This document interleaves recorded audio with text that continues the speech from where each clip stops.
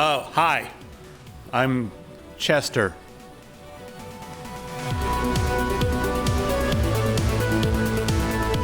All right, so guys, we've been working on the new version of the website. It's going to be much more dynamic, much cooler. We've got new products that are going to be coming out.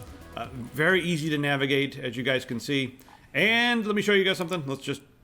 We got a wish list now. Yep.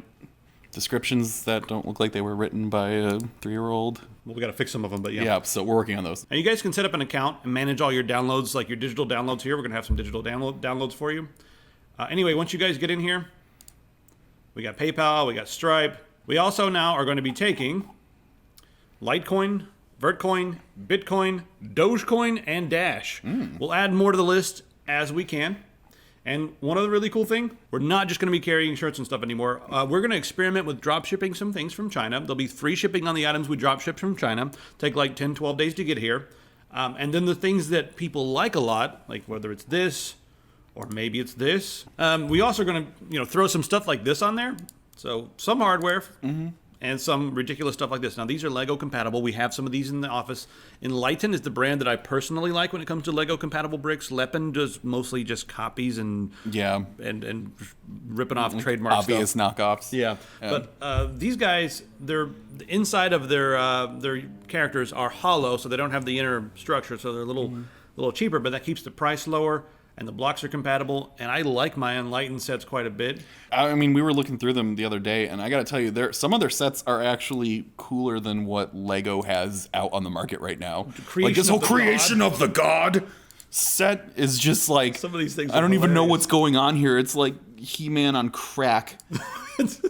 Would you like to buy the He-Man on crack? Yes, I'd like. Yes, I want the entire series of this He-Man on crack set. And dude, you can't forget Pigboat. Yeah, Pigboat? Yeah. Pigboat, Come on. So we're going to put some of this stuff on the site, and you guys can grab it if you like. And whatever, whether it's this, joysticks, we're going to be getting some dice. Raspberry Pis, dice, just fun stuff like that. Throw it on the site. If you guys buy some of it, then we'll start stocking it for real. But right now, it's just going to be drop shipped. So this week, we're going to talk about all the things that you care about, and a lot of things you don't care about, but you should care about, but you don't know about them, so you can't care about them. But that's why we care, so that you can care. Chrome, pretty soon in July, they're going to stop allowing. No, they're not going to stop. They're just going to say all HTTP sites are not secure. So when you go to any site that's not HTTPS, it's going to be labeled as not secure. What's happening? We got timed out. Oh, God. The mining machine. All right, moving right along. Hulu lost $920 million, and I'm just going to quickly give some advice to Hulu. They got $1 billion from like Time Warner and Disney, and there's a bunch of companies that own them, like all these major content creation companies own them, and they're trying to compete with Netflix and that sort of thing. They're coming out with new programming. They're trying, and some of it's pretty good. Like what was that one, Future Man, right? Pretty interesting. Let me give Hulu free advice for like 15 seconds. Work on your platform. You guys are taking a lot of that money and trying to create new content. Yes, that's important, and it's important to have good streaming services and that sort of thing. Work on your platform and get rid of the ads for paid people. Like, we don't need two different tiers of paid. It's confusing to customers.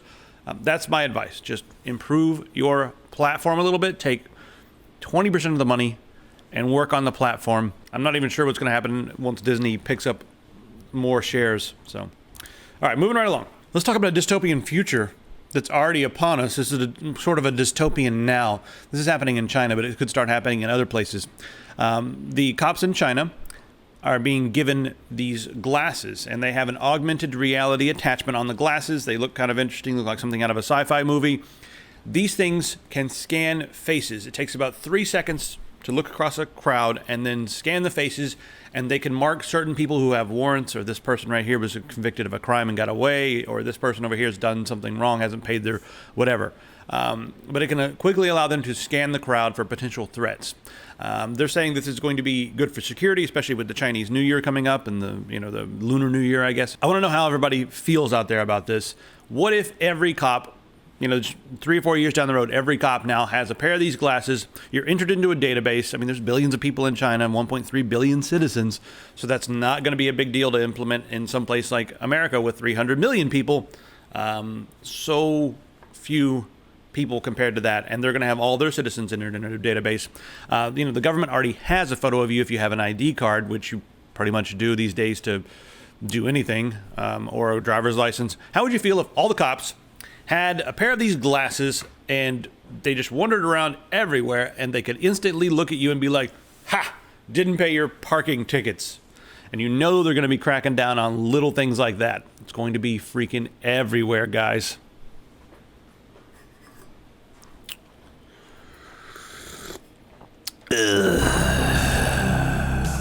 All right, now here's the thing that's really going to be interesting. Louisville right now is Louisville, Kentucky, not Louisville or anything like that. They're experimenting with a drone army that's powered by microphones that listen for gunshots. So all over the city, they got microphones all over the place. They started off in the poor neighborhoods, because that's where people be shooting each other, right, Louisville? They started off in the poor neighborhoods, and then they expanded out with these microphones, and they triangulate the sound of gunfire, and then they dispatch drones to fly there. Once those drones get this technology, they're going to be up and down all the time. So imagine just drones constantly all over cities, just taking off and landing on rooftops, because we already have surveillance all over cities, and people are angry about drones showing up at gunshot fire. What are you guys not angry about every freaking camera on every freaking light post? No. These things are going to be able to follow you around all the time and bother you. So imagine you don't have you didn't pay your ticket or whatever. One of these things is going to find you by your face and just follow you around. You'll be like sitting at your computer, then by the window. Pay your fine. Log on now to www.thisisfuckingannoying.com and pay your fine.gov. It's not very far-fetched, because one of the things that makes people take action is removing nuisances. Anyway, so that's probably where this is all going to go. 100%. All right, let's talk about an interesting take on the future with driverless cars, and that being the impact on the real estate market. So right now, a lot of the world is geared towards parking, because you got to drive and you got to sit your car somewhere. 90% of the time, the cars that we have now are just sitting somewhere. But what if we could remove that, and we don't need to have a spot for our car to just chill all the time? Well, okay, let's go out to the burbs, shall we? God forbid, we may have to eat at a fucking Applebee's. All right, we're in the burbs, right? Passing your Applebee's and your TGI Fridays, and there's the mall. What is the mall? Mostly parking lot. Just miles of parking lot to go on forever, because they want to get as many people in there as possible. What if that area could be turned into like a little mini city? They could have some apartment buildings there. They don't need all that parking, so they could just turn it into whatever they want. That real estate is going to be repurposed. The cities can now become denser. So, kind of an interesting idea. So let's go see what Justin's playing right this minute, shall we? New AMD processor coming out soon. Have you guys seen it? I'll talk about it the next week. But right now, we're going to go play some video games. What in the hell is this? So this is Vicious Attack Llama Apocalypse. Oh. Yeah. That's all? Yeah, so this is a game Prepare yourself for the next challenge. that is I'm about... killing all these llamas! They are vicious, and they're attacking me in this apocalypse here. So this is a game about that takes place in a dark future that's ruled by a company called Llamason. Right. And they used to use Llama to deliver all their products, but then they switched to someone else. So a combination PETA and other group called the Llamanati have now caused the llamas to rise up, and they're attacking you. So you play in the spider crawler guy, and your job is to stop waves of llamas. This is a pun that got out of hand. There are so many puns in this game. This whole game is just one nonstop, Earthworm Jimmy and humor of stuff. So, And now they're gonna be boss llamas? Yep. Eventually there's bigger and badder llamas that you have to deal with. The llama. Yep, and there are different power-ups you can do. There are all kinds of different objectives that you have to try to do as you clear out this wave shooter here. There we go. How often can you do that? However much your energy has into it. You have your little energy reader up here. No, it does over here. Yep. So far, my favorite thing that I've seen is that they have this one called the Contraband Gun. But, and then other jokes are, contra to popular belief, this gun has never been in another game, and it fires the Contra bullet from the original game and stuff.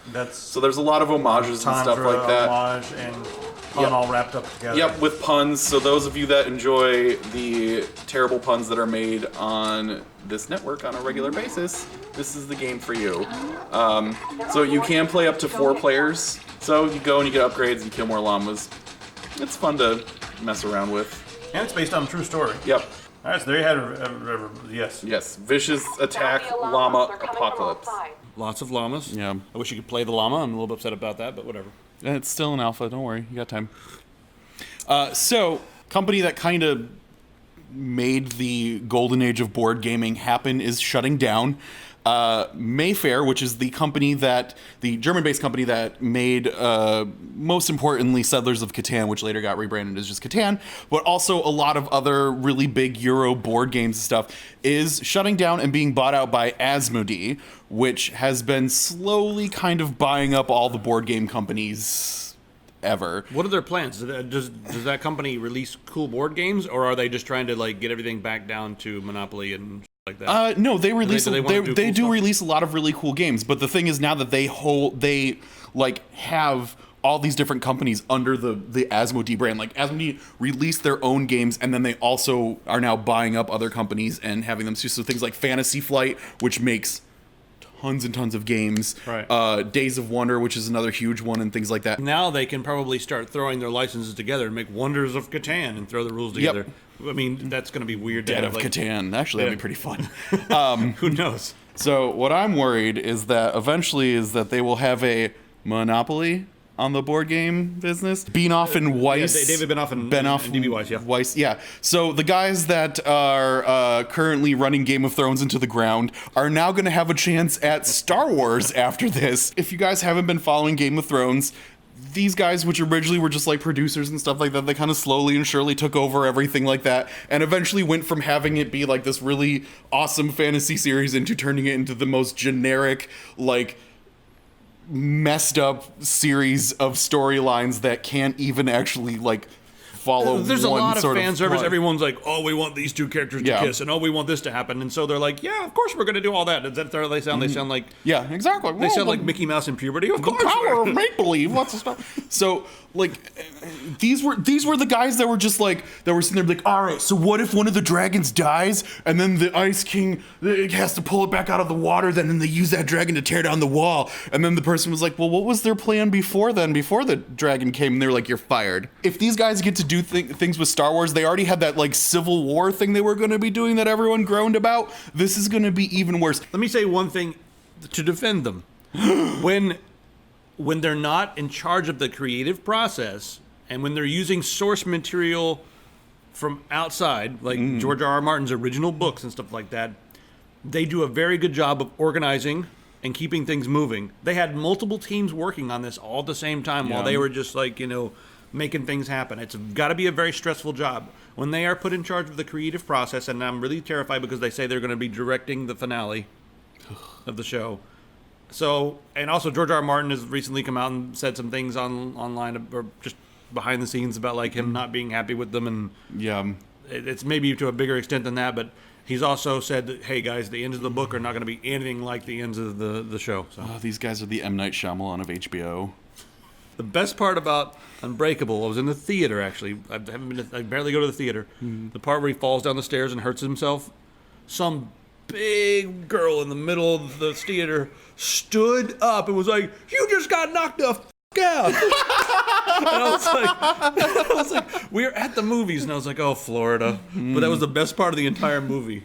So Sweden is going to be classifying loot boxes as gambling as early as 2019. Meanwhile, Germany is considering just banning them completely.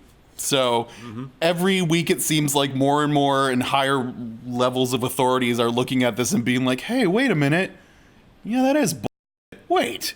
Yeah, it's kind of strange because there's usually the disconnect between games and technology and the older generations that run the countries have gotten there through seniority and stuff, but they look at all this newfangled kid stuff, but now they're looking at it and being like, wait a minute, they're preying on our children.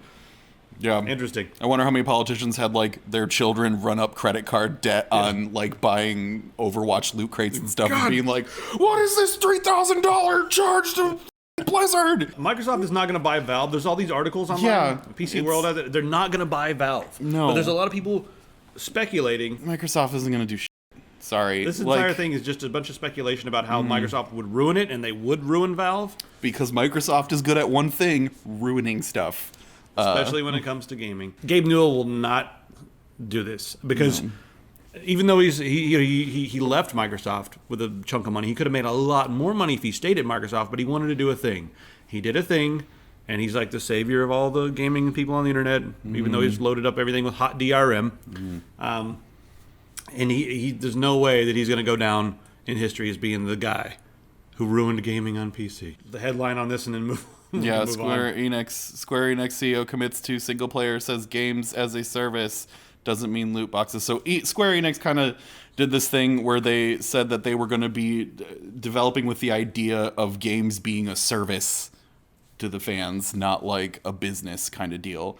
So I'm all for it. Yeah, which is great. So they're going to continue making those single-player linear storyline games that everyone hates so much, without loot boxes. So you will actually... How the hell will they stay in business? I don't know. You'll actually just have to buy the complete game when it comes to you, and then just like enjoy its full content. Unthinkable. Ugh.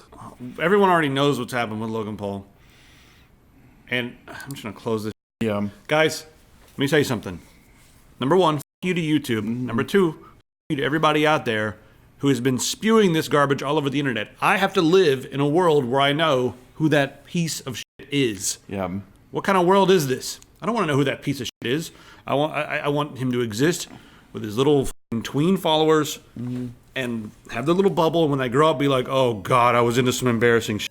Yeah. Tom Green. Yeah, remember when Tom Green was like absurd and we couldn't handle it? Tom Green is a respectful gentleman in a top hat compared to this piece of trash. He has a monocle, for Christ's sakes. On I know. All right, guys, so that's it for this week. Or is it? Yeah, this is it. Is it? Yeah, we're done. Maybe. But what if we're not? Oh, no, now you got me thinking about it. False hope, everybody. That's what society's built on. It's never over, is it? It's all lies. We already died. This is just our lives now, isn't it? If people are watching this in the far future, hi, time cadet travelers. Greetings from the world of yesterday. No one's watching. Bye, everybody. Bloomberg guys are pretty smart, right? They're fart smellers. Smart fellers.